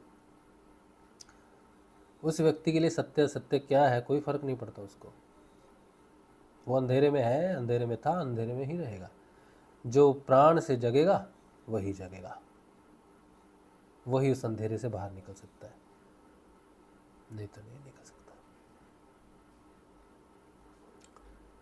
सुषमा कुमारी जी कह रहे हैं भाई गुरुदेव की और भी बुक है, वो कौन सी है, क्या आपके पास है? गुरुदेव जी की बुक्स जो है, एक तो है बाइबल की भविष्यवाणियाँ, हिंदी और इंग्लिश में है, वो आपको PDF मिलेगा, छपाई में नहीं है। एक गुरु जी की पुस्तक है religious revolution in the world, ऐसा कुछ है, religious revolution in the world, वो भी PDF में मिल जाएगी आपको। वो सिर्फ इंग्लिश में है, हिंदी में नहीं है, वो इंग्लिश में है। और एक पुस्तक है गुरुदेव जी की सिद्ध योग। ये 3 पुस्तकें हैं। और गुरुदेव जी के जो पत्र वगैरह हैं, सब कुछ आपको सिद्ध योग की पुस्तक में मिलेगा, जैसा मेरा अनुमान है। ये 3 है। इसके अलावा कोई पुस्तक पढ़नी हो जो गुरुदेव जी से संबंधित है, तो श्री अरविंदो का जितना भी लिटरेचर है वो सारा समझ लो गुरुदेव जी के बारे में ही है। और गीता पढ़ सकते हो, श्रीमद् भागवत गीता और पतंजलि योग दर्शन उपनिषद, ये सब गुरु जी की रेंज में योग में है सारे। फिर मीमांसा है, न्याय है, पूर्व मीमांसा, उत्तर मीमांसा, योग, न्याय, ये सब 6 दर्शन है, 6 दर्शन है वो भी। और मैं आपको ये भी बात बोलता हूँ कि आजकल जो मेरे अंदर जो प्रकट हो रहा है वो है पूर्व मीमांसा, क्योंकि सब कुछ आपके अंदर ही प्रकट होता है। तो मेरे अंदर जो इस समय जो घटनाएं घट रही हैं, या इस समय जिस चीज़ को मैं समझ पा रहा हूँ, या मेरे अंदर जो घटना घट रही है, वो संबंधित है पूर्व मीमांसा से। तो अभी वो घट रही है, तो जिस दिन ये घटना हो जाएगी पूरी, उस दिन हमको पूर्व मीमांसा का ज्ञान हो जाएगा, और फिर हम पूर्व मीमांसा पढ़ेंगे भी, तो हमको समझ में आएगा कि हमको जो अंदर मिला है और बाहर जो लिखा गया है वो क्या एक ही है। तो उसकी शुरुआत हो गई है।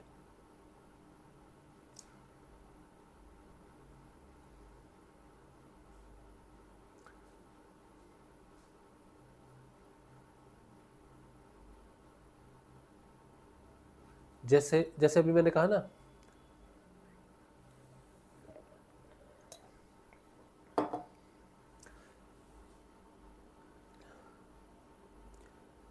शरीर में कोश, शरीर अन्नमय कोश होता है ना, अन्नमय कोश के अंदर प्राणमय कोश है। जो भी घटना भौतिक जगत में घटती है, उससे पहले सूक्ष्म जगत में घटती है। भौतिक जगत में जो घटनाएं घटती हैं उनका सबका पता नहीं लगता। भौतिक जगत में जो घटनाएं घटती हैं उन्हीं घटनाओं का पता चल सकता है जिन घटनाओं के साथ मैं संबंधित हूँ, मैं जिस फिजिकलिटी से जुड़ा हुआ हूँ वो घटनाएं ही मुझे पता चलेगी। लेकिन एवरी सेकंड हमारे फिजिकल वर्ल्ड में लाखों लाखों घटनाएं घट रही हैं, लेकिन हमको तो नहीं पता। हमको तो बस इतना पता है कि भारत में गर्मी आने वाली है, होली आने वाली है और गर्मी बढ़ने वाली, इतना ही पता है हमको फिजिकल वर्ल्ड में, ठीक है। लेकिन फिजिकल वर्ल्ड में जितनी भी घटनाएं जहां भी घट रही हैं पूरे ब्रह्मांड में, उन सारी घटनाओं का अगर मुझे ज्ञान हो जाए, आपको, मुझे, किसी को भी ज्ञान हो जाए, और वो कहां से घट रही है जो घटना घट गई वही सत्य माना जाता है फिजिकल वर्ल्ड में। तो वो घटना कहाँ से घट रही है, किसके कारण घट रही है, उसकी जड़ में जाना, वो है प्राण।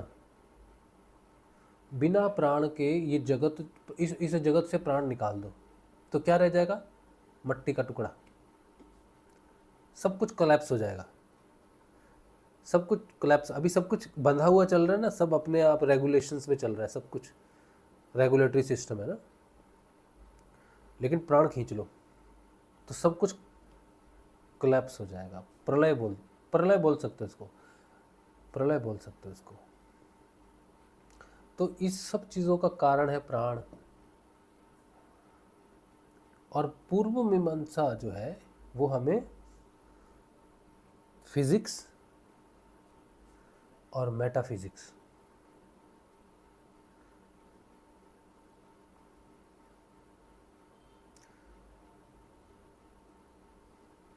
फिजिक्स से मेटाफिजिक्स, सत्यता की जानकारी, सत्य की जानकारी। इस संसार में, इस फिजिकल वर्ल्ड में जो सत्य है उसकी जानकारी अगर किसी को हो जाए, जैसे मैंने अभी संजीव से कहा कि उसकी जानकारी हो जाए, सत्य की जानकारी हो जाए किसी को, लक्षणों से नहीं होती, जैसे भी होती है, उसकी जानकारी हो जाए कि सत्य क्या है, तो वो फिजिक्स मेटाफिजिक्स को जान लेगा। जो मेटाफिजिक्स को जान लेगा वो फिजिक्स को जान लेगा। और जो और पूर्व मीमांसा के साथ जुड़ा हुआ है धर्म। एक है पूर्व मीमांसा, एक है उत्तर मीमांसा। तो पूर्व मीमांसा पहले है, उत्तर मीमांसा बाद में है, ऐसा नहीं है। उसका एक और कारण है।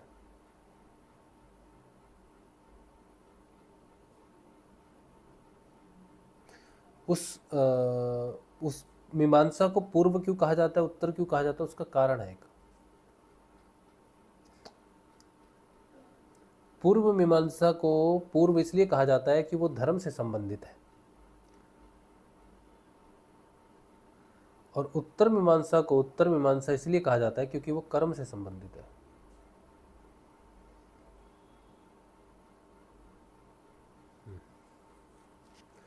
क्योंकि धर्म पहले है, फिर कर्म का चयन है। पहले धर्म का चयन, फिर धर्म के अनुरूप कर्म का चयन। तो धर्म का चयन पहले है, इसलिए एक मीमांसा है जो धर्म पर आधारित है। उस धर्म आधारित मीमांसा को पूर्व मीमांसा और कर्म आधारित मीमांसा को उत्तर मीमांसा कहा गया है। ठीक है, तो उसका है। अच्छा, संजीव कह रहे हैं आपने मेरा प्रश्न आधा ही पढ़ा है। हाँ, अक्सर मैं ऐसा ही करता हूँ, आधा ही प्रश्न मुझे समझ में आता है, बाकी प्रश्न कहाँ लिखा है। यही तो, असत्य की पहचान यही है कि वह लक्षण सत्य के दिखाता है। ये तो बात सही नहीं है तुम्हारी, हम तो इससे सहमत नहीं है तुम्हारी इस बात से। कोई फिलोसोफर ने कह दिया हो और तुमने मान लिया हो, लेकिन हम तो नहीं मानते कि असत्य के लक्षण जो है वो सत्य जैसे हो और वो पहचान ले। नहीं, हम ये बात नहीं मानते। उसके बाद आपने लिखा है सत्य निहि विशेष है। निहि विशेष शब्द कहाँ से आया ये हमको शब्द का ही मालूम नहीं है। पहले तो सत्य निहि विशेष है, ये निहि क्या शब्द है। अगर किसी का लक्षणों से पहचाना जाए तो वह मनुष्य सच्चा नहीं है। अगर किसी को लक्षणों से पहचाना जाए तो वह मनुष्य सच्चा नहीं है। और ना ही अगर आप कह रहे हो कि किसी व्यक्ति के लक्षण है सत्य, जैसे भगवान श्री राम के लक्षण है सत्य, जैसे परम पुरुष जैसे लक्षण है उनके, भगवान का जो व्यवहार है, वो भगवान का व्यवहार जो है वो क्या प्रस्तुत करता है। एक अच्छे राजा के लक्षण, तो क्या भगवान के लक्षणों को देखकर आप भगवान को सत्य नहीं मानते। एक सत्यवादी के लक्षण सत्य जैसे क्यों नहीं हो सकते? कोई सत्यवादी पुरुष इस दुनिया में है, वो कुछ कर रहा है।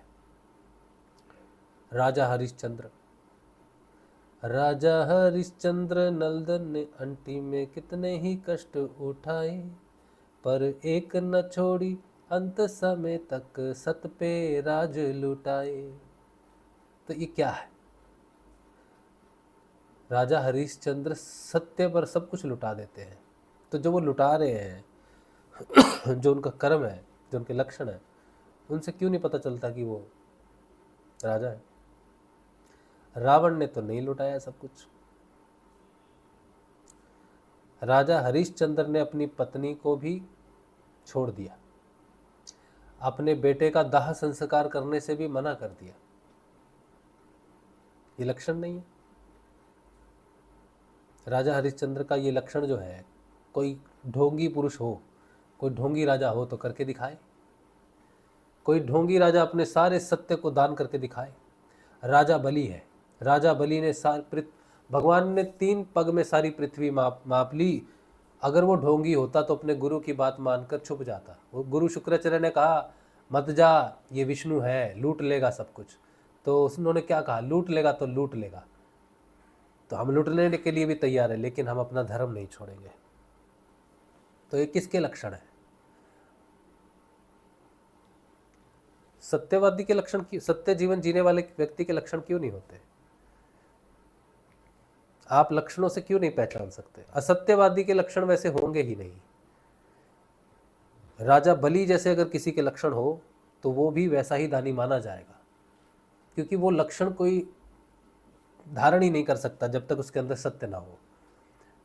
एक ही राजा हरिश्चंद्र है, एक ही राजा बलि है, दूसरा तो नहीं आया। क्यों नहीं आया? राजा भी तो, रावण भी तो राजा था,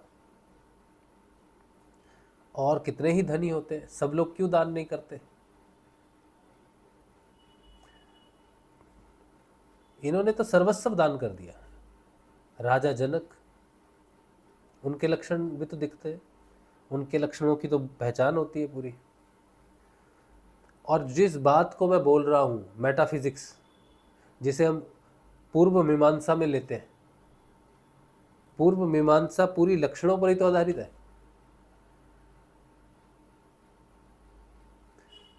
फिजिकल वर्ल्ड पूरा लक्षणित तो है, ये पूरे लक्षण ही तो है। फिजिकल वर्ल्ड है क्या है? कोई किसी को बुखार हो जाए, उसका शरीर गर्म होगा तो किसी को मलेरिया हो जाए तो उसको गर्मी में भी ठंड लगती है, लक्षण है। किसी को डेंगू हो जाए तो कपकपी लग के उसको बुखार आता है। किसी को वायरल हो तो 101 या 102 तक जाता है टेम्परेचर, लेकिन 104 तक चला जाए तो वायरल नहीं है, कोई वायरस है दूसरा, तो ये लक्षण है। सत्य, अब कोई दूसरी बीमारी वैसा लक्षण रखती है? अब कोरोना है, कोरोना का लक्षण है वायरस, जैसा नॉर्मल वायरल होता है। जैसे मुझे ठंड लगी है, ठीक है, तो ठंड लगी है तो कोरोना की भी ठंड वैसी है, लेकिन उसका लक्षण क्या है कि गंध नहीं आती, टेस्ट नहीं आता, उसका लक्षण है। लेकिन नॉर्मल में ऐसी दिक्कत नहीं होती हर समय। और टेस्ट होता है कि तुमको कोरोना है, मेंशन किया जाता है कि भाई तुमको कोरोना है। तो कैसे टेस्ट होता है? मेडिकल वर्ल्ड में जितने भी टेस्ट होते हैं, ब्लड टेस्ट है, ब्लड टेस्ट किस पर है? लक्षणों पर है। तो सत्य के लक्षण को कॉपी नहीं किया जा सकता।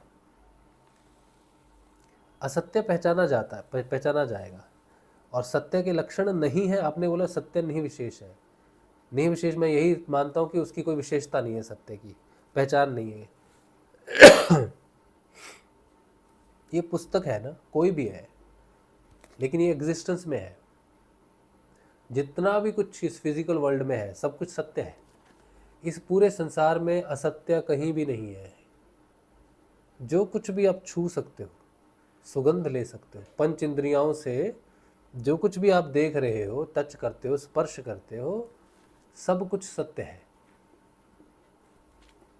सारी कल्पनाएं असत्य की मन में हो रही है, अंदर है। यानी कि जितना भी असत्य है अंदर है, लेकिन जितना भी लक्षण जगत है वो बाहर है, और वो सत्य है। इस पुस्तक की कोई कॉपी कर दे, समझो आप ऐसी ही पुस्तक बना दी किसी ने, अंदर पुष्ट खाली है, तो आप कहोगे ये असली पुस्तक है, ये नकली पुस्तक है ना, यही कहोगे तो। लेकिन इसके तो सारे लक्षण कॉपी करने पड़ेंगे उसे सत्य बनने के लिए, जो इसके अंदर लिखा है वही उसके अंदर लिखना पड़ेगा, तब हम क्या कहेंगे कि नहीं ये असली पुस्तक है, ये नकली है? तो एक ही होगी दोनों पुस्तकें, उसकी कॉपी होगी। तो मेरे को आपका प्रश्न समझ में नहीं आया। आप जो प्रश्न पूछ रहे हो ये बहुत हायर लेवल के हो सकते हैं, इसलिए भी हो सकता है मेरी समझ में नहीं आ रहे हो, और ये भी हो सकता है कि मैं बहुत हायर लेवल की बात कर रहा हूँ तो आपको समझ नहीं आ रही। तो दोनों में से किसी एक का लेवल जो है ऊपर और नीचे हो सकता है, इसलिए हमें एक दूसरे की बात समझ में नहीं आ रही। ये हो सकता है, इसमें कुछ मतलब ये नहीं है, मतलब कुछ अजीब नहीं है, हो सकता है। एक दूसरे की बातें हमें तभी समझ में नहीं आती जब हम किसी और कॉन्टेक्स्ट में बात करें और कोई दूसरा व्यक्ति किसी और कॉन्टेक्स्ट में बात करे, तब होता है ऐसा। बाकी पता नहीं, हम तो अभी सीख रहे हैं, चीज़ों को जान रहे हैं, तो हो सकता है मेरी तरफ से भूल हो रही है, मैं समझ नहीं पा रहा चीज़ को। रीना कह रहे क्या भक्ति योग ही सिद्ध योग है? भक्ति योग सिद्ध योग का एक फल मान सकते हो। सिद्ध योग एक अमर फल है, ठीक है। उस फल में, उस फल के हम हमारे पास सेब है ना, सेब, तो सेब बच्चों को लिखेंगे, बच्चों सेब को कैसे पहचानोगे, 5 पॉइंट्स लिखो। तो बच्चे लिखेंगे सेब लाल या हरे रंग का हो सकता है और पीले रंग का भी हो सकता है, ठीक है। सेब की ऊपरी सतह पर एक जो उसका होता है ना छिलका होता है, हाँ, सेब की ऊपरी सतह छिलके सी होती है, उस छिलके से अंदरूनी सेब सुरक्षित रहता है, ठीक है। तीसरा पॉइंट, सेब के मध्य में 4 से 6 बीज पाए जाते हैं, और उन बीजों का रंग जो है वो कौन सा रंग है, वो पता नहीं कौन सा रंग है, वो लाल लाल सा रंग है, लाल रंग है। फिर सेब मीठा रसीला हो सकता है, सेब के आकार में भी सेब छोटा बड़ा हो सकता है, ठीक है। तो इस तरह से हमने एक सेब की बहुत सारी बातें लिख दी। इसी तरह से हम जब सिद्ध योग के बारे में लिखेंगे, सिद्ध योग से भक्ति योग प्रकट होता है, सिद्ध योग से ज्ञान योग प्रकट होता है, सिद्ध योग से क्या होता है, सेवा योग प्रकट होता है। तो जितने भी योग है वो सारे के सारे सिद्ध योग से प्रकट होते हैं। तो भक्ति योग सिद्ध योग से प्रकट होता है। एक भक्ति योग बाहर से मंदिर मार्गी लोग जो करते हैं भक्ति योग है, और सिद्ध योग में भी जब वो अंदर प्रकट हो जाएगा, जब उसकी मूर्ति अंदर प्रकट हो जाएगी, तो फिर आपको उससे दोस्ती करवा देते। गुरुदेव कहते हैं ना, मैं अंदर वाले से दोस्ती करवा दूंगा, है ना, उसकी सेवा करनी पड़ेगी आपको। तो जब अंदर वाला वो प्रकट हो जाएगा आपके अंदर, तब आप चिल्लाते फिरोगे, उसी का नाम लेते फिरोगे, दीवारों को, पेड़ों को, दुनिया को, सबको गले से लगाओगे, उसी से ही बातें करोगे, दुनिया से कोई बात नहीं। फिर आपकी दुनिया आपको कहेगी पागल,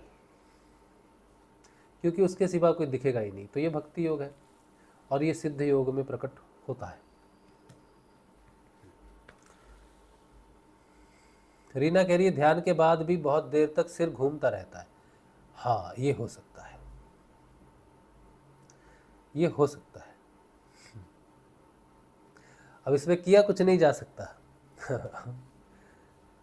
किया कुछ नहीं जा सकता, ठीक है। चलिए, तो यही बात है कि आज का सत्संग जो है वो भगवान श्री गुरुदेव के श्री चरणों में रख देते हैं। कल मिलेंगे हम लोग, कल के ध्यान में और कल के सत्संग में। जय श्री गुरुदेव जी, जय श्री दादा गुरुदेव जी।